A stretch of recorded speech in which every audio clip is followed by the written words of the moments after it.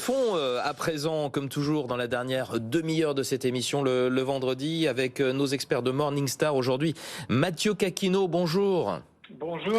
Vous êtes analyste de fonds chez Morningstar. Votre sujet du jour, les fonds d'investissement durables, article 9, dont on parle de plus en plus. De quoi s'agit-il exactement ? Oui, vous en avez peut-être entendu parler si vous vous intéressez de près aux fonds d'investissement. Ces fonds dits article 9 sont issus de la réglementation SFDR qui est entrée en vigueur il y a 2 ans.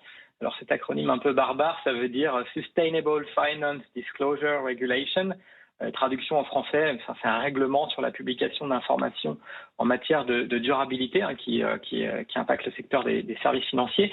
L'un des objectifs de SFDR, c'est de lutter contre le greenwashing, c'est-à-dire veiller à ce que les fonds qui prétendent se focaliser sur les investissements durables, le soient vraiment selon des normes établies par l'Union européenne. Concrètement, le règlement oblige les sociétés de gestion à classer leurs fonds dans 3 catégories. Les fonds article 6, article 8 et les fameux articles 9 en fonction de l'objectif du produit et de l'information partagée avec les investisseurs.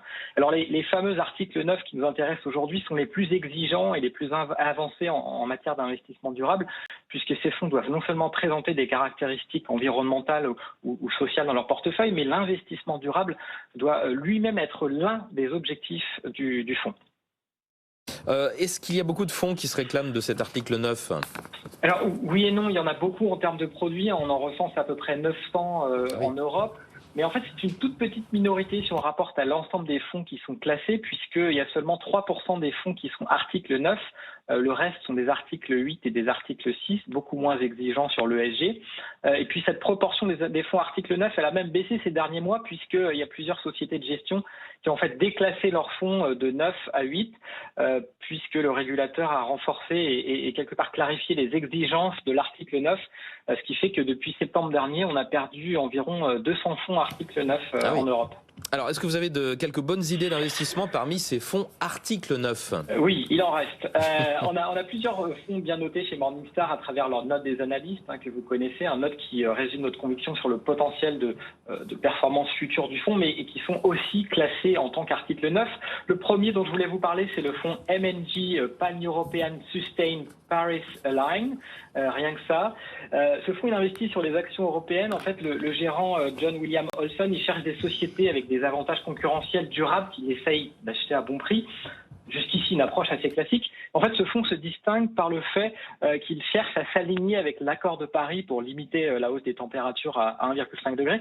Et donc, la stratégie d'investissement, elle a été modifiée en conséquence pour chercher des entreprises qui ont un plan significatif et crédible pour réduire leurs émissions de carbone, sachant que l'objectif pour le fonds, c'est que son portefeuille ait une intensité carbone d'au moins 50% inférieure à l'indice de référence. Tout ça en gardant un objectif de surperformance sur le long terme.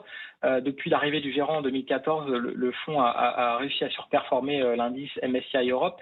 Et de notre côté, on est confiant sur le potentiel futur de ce fonds qui est noté Silver par notre équipe.